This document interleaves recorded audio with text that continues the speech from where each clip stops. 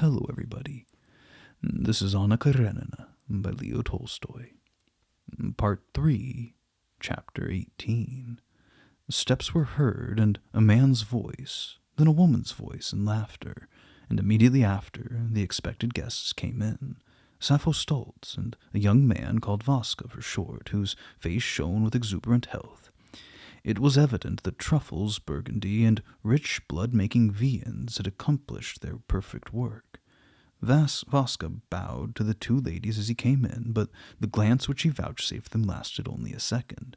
He followed Sappho into the drawing-room, and he followed her through the drawing-room, as though he had been tied to her, and he kept his brilliant eyes fastened upon her, as though he wished to devour her.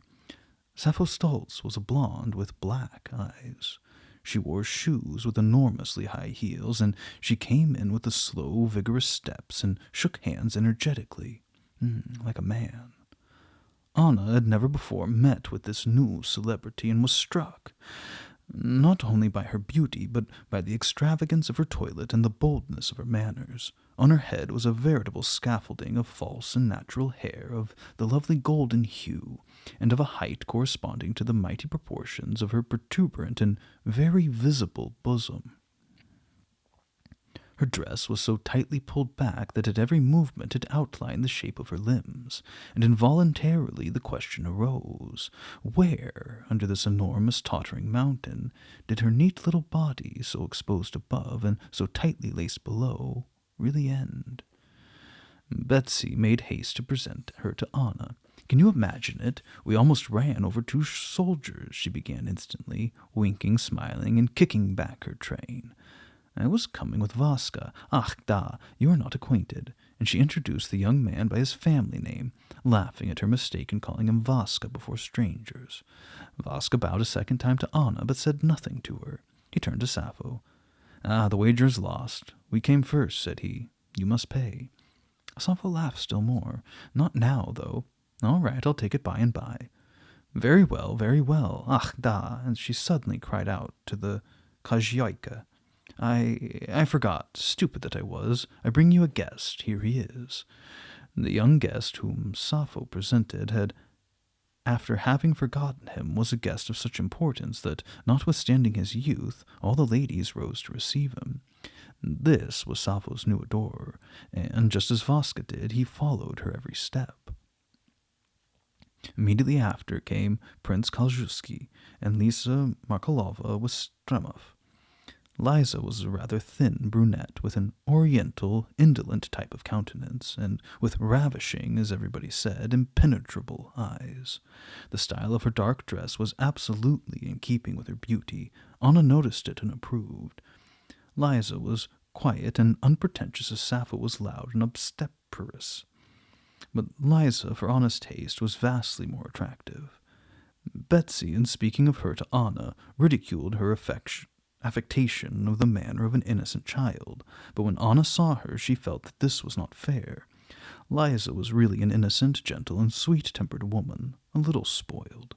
To be sure, her morals were the same as Sappho's, but she also had in her train two adorers, one young, the other old, who devoured her with their eyes. But there was something about her better than her surroundings. She was like a diamond of the purest water surrounded by glass. The brilliancy shone out of her lovely, enigmatical eyes. The wearied and yet passionate look of her eyes, surrounded by dark circles, struck one by its absolute sincerity. Anyone looking into their depths would seem to know her completely, and to know her was to love her. At the sight of Anna, her face suddenly lighted up with a happy smile. "Ah, how glad I am to see you," she said as she went up to her. "Yesterday afternoon at the races I wanted to get to you, but you had just gone. I was so anxious to see you yesterday especially. Too bad, wasn't it?" said she, gazing at Anna with a look which seemed to disclose her whole soul. "Da, I never would have believed that anything could be so exciting," replied Anna with some color. The company now began to get ready to go to the lawn. "I'm not going," said Liza, sitting down near Anna. "You aren't going, are you? What pleasure can anyone find in croquet?" "But I'm very fond of it," said Anna. "What? How is it that you don't get ennuyé?" "To look at you is a joy. You live, but I vegetate." How vegetate? Da, they say you have the gayest society in Petersburg, said Anna. Perhaps. But those who are not of our circle are still more ennuyé.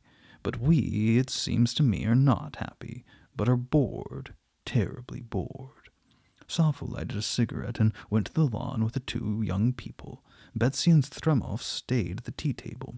How bored? Asked Betsy. Sappho says she had a delightful evening with you yesterday. Ah, how unendurable it was, said Liza. They all came to my house after the races, and it was all so utterly monotonous. They sat on sofas the whole evening. How could that be delightful? No, but what do you do to keep from being bored? She asked again of Anna. It is enough to look at you. You are evidently a woman who can be happy or unhappy, but never ennuyé. Now explain what you do. I don't do anything, said Anna, confused by these persistent questions. Ah, that is the best way, said Stremov, joining the conversation. Stremov was a man 50 years old, rather gray but well preserved, very ugly, but with a face full of character and intelligence. Liza Merkulova was his wife's niece, and he spent with her all his leisure time. Though an enemy of Alexey Alexandrovitch in politics, he endeavored, now that he met Anna in society, to act the man of the world and be exceedingly amiable to his enemy's wife. The very best way is to do nothing, he continued with his wise smile. I've been telling you this long time that if you don't want to be bored, you must not think that it is possible to be bored, just as one must not be afraid of not sleeping if he's troubled with insomnia. This is just what Anna Arkadyevna told you. I should be very glad I had said so, said Anna, because it is not only witty, it's true. But will you tell me why it is not hard to go to sleep, and not hard to be free from ennui? To sleep you must work, and to be happy you must also work. But how can I work when my labor is useful to no one? But to make believe I neither can nor will. You're incorrigible, said he, not looking at her, but turning to Anna again. He rarely met her, and could not well speak to her except in a way of small talk. But he understood how to say light things gracefully, and he asked her when she was going back to Petersburg, and whether she liked the Countess Lydia Ivanovna. And he asked these questions with that manner that showed his desire to be her friend, and to express his consideration and respect.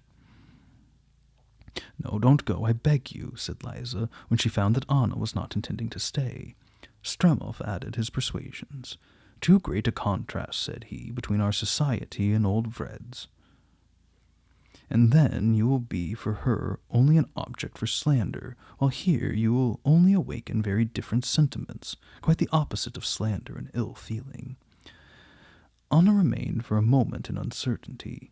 This witty man's flattering words, the childlike and naive sympathy shown her by Liza Merkulova, and all this agreeable social atmosphere, so opposed to what she expected elsewhere, caused her a moment of hesitation. Could she not postpone the terrible moment of explanation? But remembering what she had suffered alone at home when trying to decide, remembering the pain that she had felt when she pulled her hair with both hands, not knowing what she did, so great was her mental anguish, she took leave and went.